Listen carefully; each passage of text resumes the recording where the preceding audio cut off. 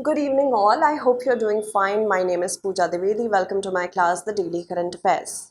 To ensure that your preparation is on track, specifically with respect to current affairs, the Daily Current Affairs will help you on a daily basis.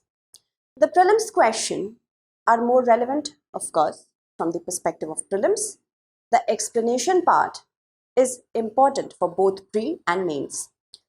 Whenever I go on with my classes, I accept that everybody may be thinking that this is important, I must write notes on that. Do not do that, because I provide the notes on my Telegram channel.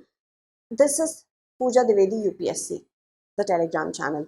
If you have any queries regarding this examination, you can talk to me on my Instagram as well. So these are the various events that we have to cover. First event is a practice question that I gave you to solve.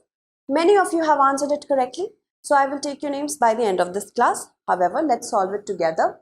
Consider the following: reduction of redundancy and savings, foreign exchange earnings, global acceptance and streamline export process.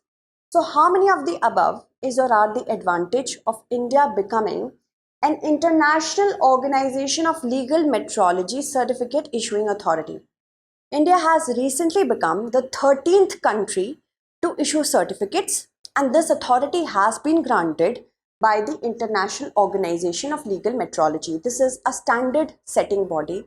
Of course, it is international in nature, and it was established in 1955. India became a member only in the year 1956.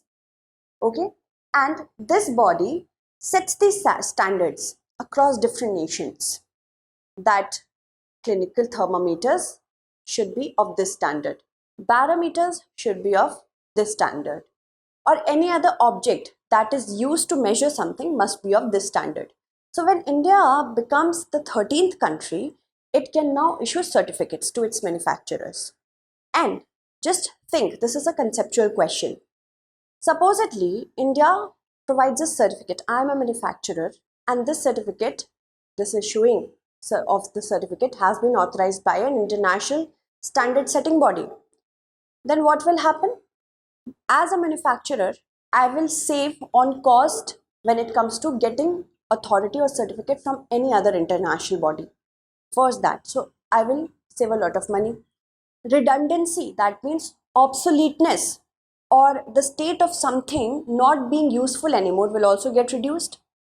Another than that, or other than that, we can also say that if I manufacture anything, and because the standard setting body has already given me a certificate, that product will also be acceptable in the world. That of course, this is according to the standards that are met, we must purchase this object. So that will also give global acceptance and export streamlining. And when I am selling these things, I will earn foreign exchange. So all the three that have been given here are the advantages of India becoming a certificate issuing authority, and this authority has been granted by International Organization of Legal Metrology. All three are correct. Okay, so India has become the International Organization of Legal Metrology certificate issuing authority. I've already told you that it's the 13th country. The list consists of 13 countries right now. It was established, the International Organization of Legal Metrology. It was established in 1955, and the headquarters are at Paris. Sometimes that can also be asked. Consider the following pairs. International bodies will be given, and you have to match them with the headquarters. This kind of questions UPSC loves. And when did India sign the metric convention? It was in the year 1956 only, when it became a member. And it develops model regulation standards, related documents for legal metrology authorities and industry use to harmonize the national laws and regulations so that there can be uniformity. Clinical thermometers, alcohol breath analyzers, radar speed measuring instruments, ship tanks at ports, and petrol dispensing units all have a particular standard, and this standard is set by the body that I told you about. So these are the many advantages. Export facilitation. The more accepted a particular country is, manufactures from a particular country is, the better will be the exports. When you sell something to a foreign land, you will of course earn foreign currency, and it will of course generate more employment. There will be reduction of redundancy and savings and global acceptance and streamlined export process. Okay, so I hope you understood how it works. Now let me tell you something about our P2I batch. The P2I batch, that is the long-term batch, has already begun from 16th of September, and this is an evening batch. Any of you, if you want to be a part of it, please do so, because it is a long-term batch. It will give you an edge over your other competitors, because we are preparing you for UPSC 2025, and this is available in Hindi, English and English. Okay, according to your own suitability, you can take any batch. And this P2I batch will not only consist preparation of GS for prelims, mains and interviews, but also CSAT, ethics, essay, even mock interviews will be given, and prelims test series, mains test series, daily answer writing practice. A studyIQ campus program is also there. If you're able to qualify UPSC Prelims 2025, you will be called to the studyIQ campus to prepare there for the mains examination free of any extra charges. Just make sure for any course that you are going to apply for, make sure you use the code PDLive so that you can get courses at a discount. For this, it is 35,999. Okay. Do not worry about the classes you have already missed, because 16th, just few days back, we started this, and you will get your classes in recorded format. Now let's move on to our next question. Our next question is with respect to polity. With respect to the special session of the parliament, consider the following statements. Let me just capitalize this.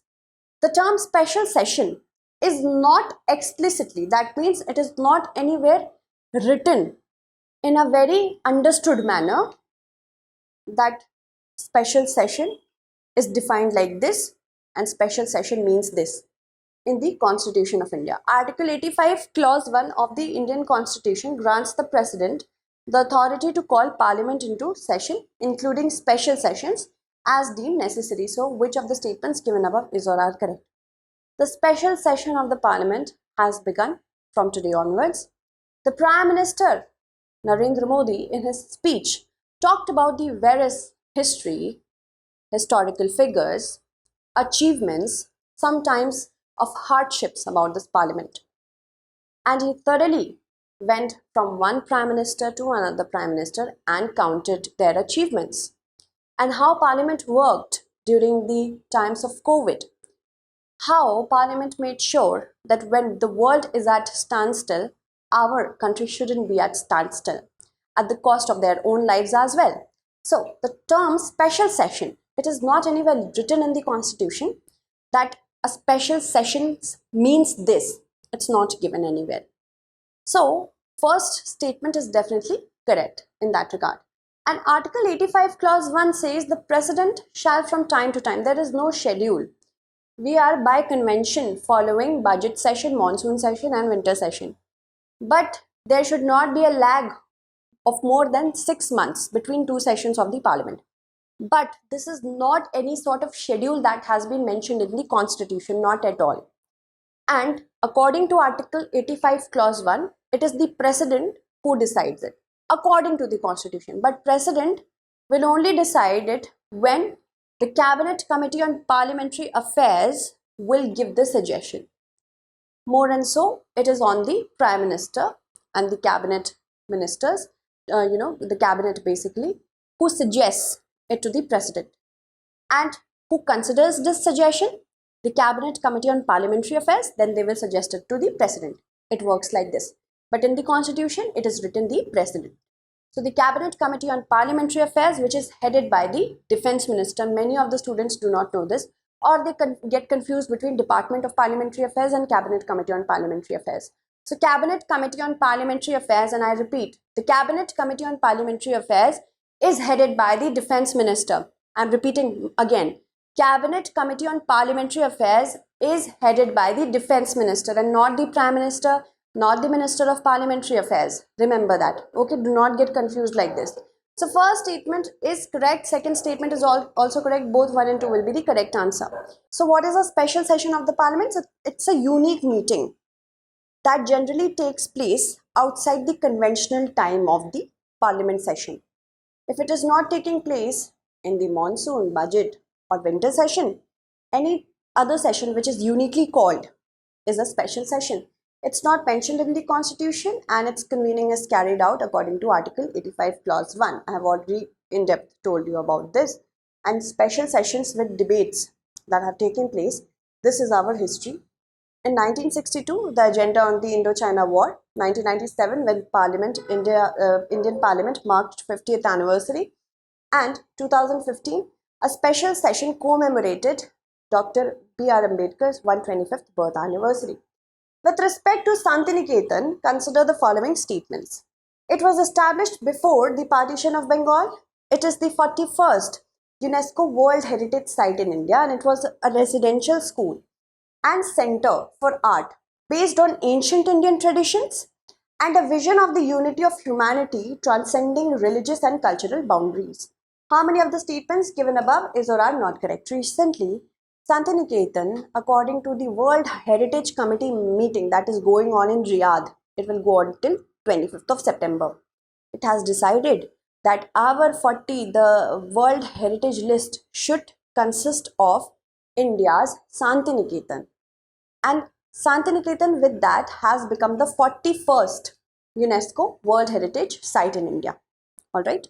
And it was established before the partition of Bengal in 1901 by whom? By the Nobel laureate Rabindranath Tagore. Of course, Tagore became Tagore, so Rabindranath Tagore.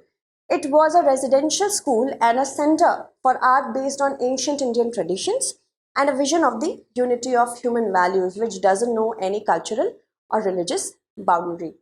First is correct, second is correct, third is also correct. How many are not correct? None are not correct.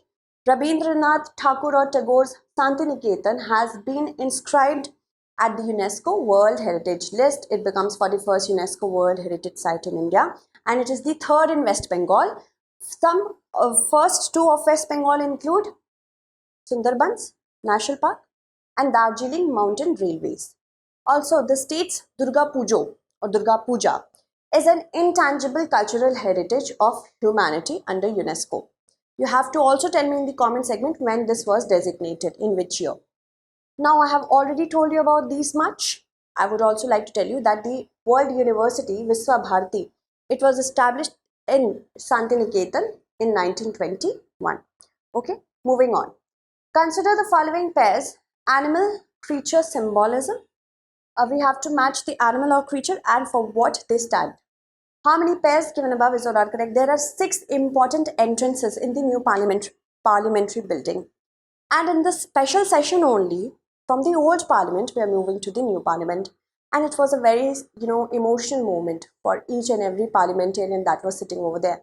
Because in this current parliamentary building, it was when our first ever Prime Minister, Pandit Jawaharlal Nehru, gave the very famous speech of independence, that we made a tryst with destiny. India made a tryst with destiny that India will get her rightful place in the world.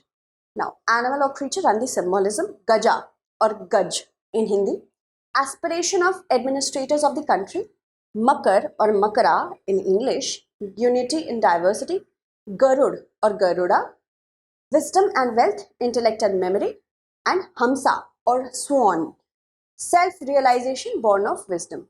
So, how many pairs given above is or are correct? If you're a Harry Potter enthusiast, you must be remembering Garud Dwar that we saw the Harry Potter movie in Hindi. So, you can relate like that as well. Gaj or Gaja. Who is Gaj? It's the elephant. Elephant means, of course, elephant or Gaja is a symbol of wisdom, wealth, intellect, and memory. Because we know that elephants have a very strong emotional memory. They never forget. So, Gaja is with that. Garuda, on the other hand, is showing us the aspiration of administrators. How it's an eagle, basically. So, how an eagle has such a sharp eye on everything from the sky. An eagle's eye view. So, it gives the aspiration of administrators of the countries. Makara is basically a mythological creature that has the culmination of animal body parts, different animals' body parts. That means unity in diversity. Then Hamsa or swan.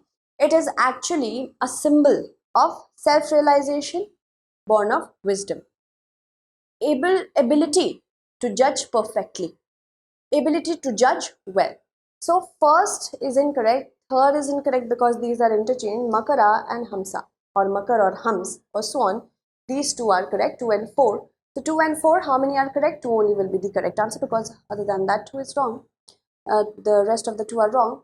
The new parliament has 6 entrances. Gaja or Gajadwar is the north one, that shows wisdom and wealth, intellect and memory. It embodies the aspirations of the elected representatives of the democracy.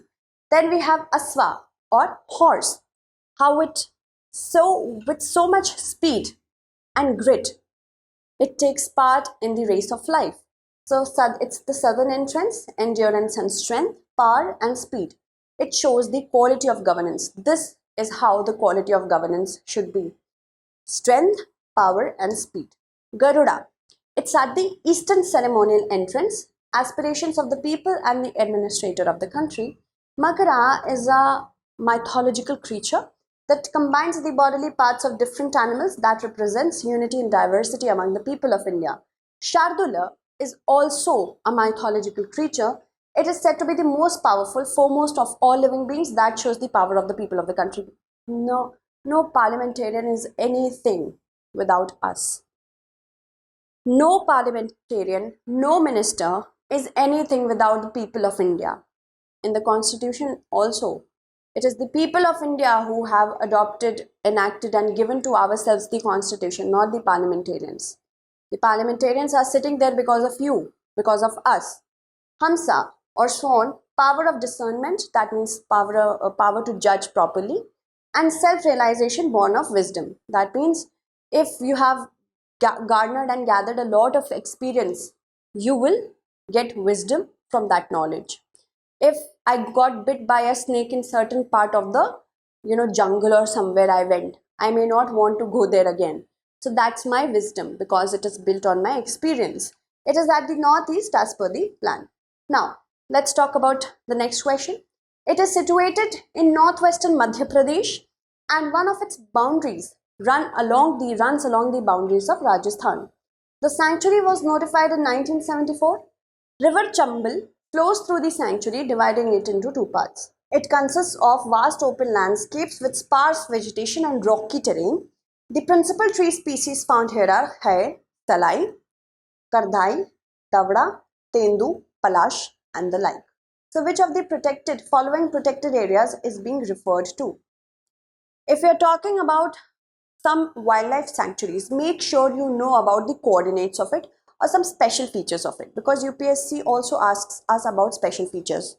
This is one of the, we can say, models on which UPSC can give you a question.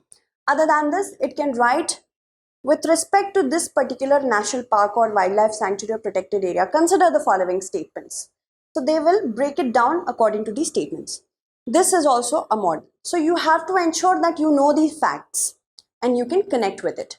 So it is situated in the northwest Madhya Pradesh and has a boundary with Rajasthan. One of its boundaries is running with Rajasthan. And other than that, very importantly, the river Chambal flows through it, which divides it into 2 parts. Other than this, it was notified in the year 1974, and the kind of tree species it has given is also important. From these many important statements, we get to know that we are talking about Gandhi Sagar Wildlife Sanctuary. On 17th September 2022, we introduced cheetahs again in our country. Officially, they were declared extinct in India in 1952 by habitat loss, and sometimes we can also say by the docile nature of the cheetahs themselves. They can easily be tamed. If you train a cheetah, they can easily be tamed. They can behave like a house cat or a house dog. A year since the introduction of the cheetah project, the other destination apart from the Kuno National Park will be Gandhi Sagar Wildlife Sanctuary. That is over here, as you can see, close to the border of Rajasthan and in northwest Madhya Pradesh. Also, it of course was notified in the year 1974 as a wildlife sanctuary. It's spread over an area of 368 square kilometers. Its vast expanse is mostly in Mandsaur and Neemuch. these two districts of Madhya Pradesh. The river Chambal flows through it, divides it into two parts. Khair, Salai, Kardhai, Davda, Tendu Palash kind of trees are found over here. The wildlife, specifically the prey base, include Chinkara, Nilgai, spotted deer. Carnivores include Indian leopard, striped hyena and jackal. Aquatic life includes crocodile, fish, otters and turtles. It is also designated, remember, it is also designated as important bird and biodiversity area. It is very, we can say significant for cheetahs, or prominently chosen for cheetahs because of its vast open spaces and grassland interspersed with scrubs. It also has at certain point dense forest. The process of translocating spotted deer is also in the process. Why? Because they are a prey base for cheetahs and cheetahs need to hunt. Consider the following statements. The official language and the national language of the Union shall be Hindi in Devanagari script. The form of numerals to be used for the official purpose of the Union shall be international form of Indian numerals.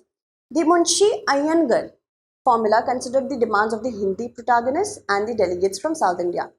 How many of these statements given above is or are correct? Although we know that according to Article 343, Hindi is our official language, but not national language. It's not written anywhere that it is going to be a national language.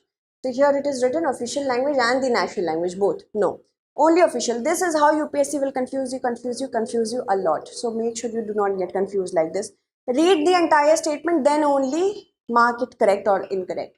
The form of numerals to be used for the official purposes of the Union shall be international form of Indian numerals. This is definitely correct. We follow international numerals, international kind of numerals on the basis of Indian numerals.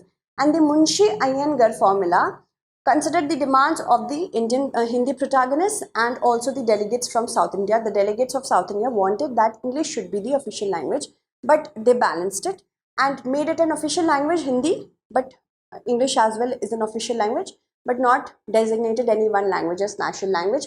How many of the statements given above is or are correct? Second is correct, third is correct, first is not correct, two only will be the correct answer. We are talking about Gopalaswamy Iyengar and K. Munshi. And this formula, they balanced out what the Hindi protagonists wanted and the South Indians wanted. The South Indians wanted English to be the official language, but of course, it was eventually both the languages, Hindi and English. Article 343 of the Constitution, which was adopted in 1950, says the official language of the Union shall be Hindi in Devanagari script. Devanagari script is also mentioned, not only the language but the script we have to use. The written format we have to use is also mentioned, so UPSC can ask you that as well. The form of numerals to be used, I have told you this, and the Constituent Assembly chose Hindi as the country's official, not the national language. Consider the following statements about Nipah virus infection. I have told you so many times about the Nipah virus. I hope you can answer this question.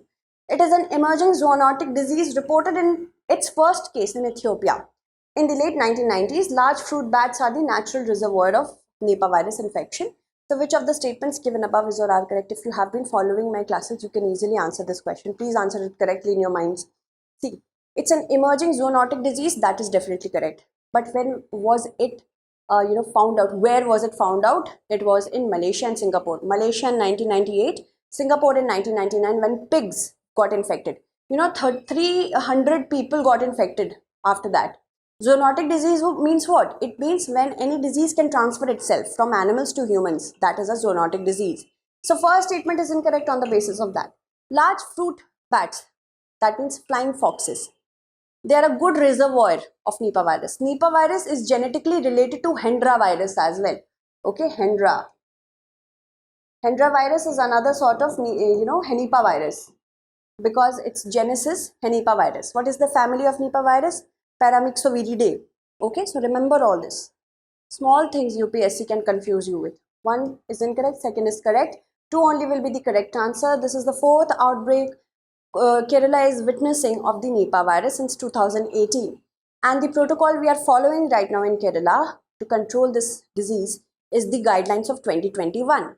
So, human Nipah virus infection is a new zoonotic disease from the family Paramyxoviridae. Its genesis Nipah virus and it is genetically related to Hendra virus. Hendra virus is another sort of Nipah virus.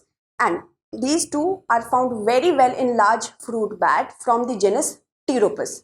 And that is why it was very easily, it was found out that these are the reservoirs. Fruit bats are the reservoirs of Nipah virus. Alright, large fruit bats. Presumably, pigs may become infected after consumption of partially bat-eaten fruits. When we come closer with any species, specifically animal species, zoonotic diseases are said to happen. Which of the following countries have agreed to share the technology on K9 Vajra to strengthen defense cooperation? India and Russia, India and South Korea, India and Japan, India and Israel. It is actually India and South Korea. Option B is correct. South Korea is willing to share technology. Very important. When we get technology, everything gets sorted. Manufacturing capacity, any country can open, but technology is very good. Technology transfer is very rare. South Korea sees India as a potential partner against China. That is why it is trying to build and strengthen relationship with us. Technology on submarines and missile system with India to strengthen defense cooperation. We have agreed to share cooperation in and training as well in K9 Vajra. It is a 52 caliber tracked self-propelled howitzer designed by a South Korean company. It will also provide, South Korea will also provide us 4 billion US dollars as a line of credit for the next 3 years to build high value projects. Next question. He was born on September 15, 1861 in the Muddinahalli village of Karnataka after completing his school education in his hometown, and later on went to study Bachelor of Arts at the University of Madras. He then pursued a diploma in civil engineering at the College of Science in Pune. Having played a role in major public work projects across the nation, he later served as the 19th Diwan of Mysore and wrote 2 books on the Indian economy. The above mentioned lines refer to.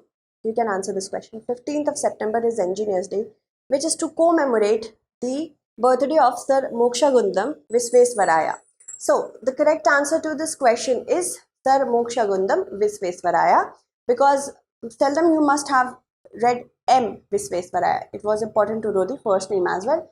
He was born in 1861 on 15 September in the Muddinahalli village of Karnataka. Some of his significant works include introduction of the block system of irrigation in the Deccan Canals in 1899, solving the problem of muddy and discolored water in the city of Sukkur located at the banks of Indus River, inventing automatic gates meant to regulate the flow of water in reservoirs, which is patented. Okay, moving on. This is a practice question for you to solve. You have to answer it correctly in the comment segment. With reference to the Hyderabad in the late 1940s, consider the following statements. The state had a majority Hindu population with the state administration entirely run by its Muslim rulers. The primary strike against Hyderabad state forces was led by Major General Chaudhry's division. Operation Vijay was launched by the Indian Army to integrate the princely state of Hyderabad. So you have to answer it. How many of the statements given above is or are correct? Okay. So you have to answer it correctly. Let me take the names of those students who have answered my last question correctly. That was option C, right? So let me take your names so that you can answer this question as well. Prabhat has answered it correctly. No, Uttam, I'm never going to end this series. Do not worry. Yash Jain has answered it correctly. Gautam has answered it correctly. Priyadarshan has answered it correctly. Vaibhav, I know it helped. I think and I hope it helped. I know it helped too. Padmashri has answered it correctly. Mansi has answered it correctly. Very well done, Mansi. Shantanu has answered it correctly. Shubham, Aditya, Vinay, Abhishek, Ritu, Siddharth, Harshit, B Life Facts has answered it correctly. Simran, Ria, Mukul. Then my mobile phone has answered it correctly. It's a username. Kanika, then Ashu, Neeraja. Thank you so much, Neeraja. Okay, so answer this question as well. That's it. Thank you so much for watching.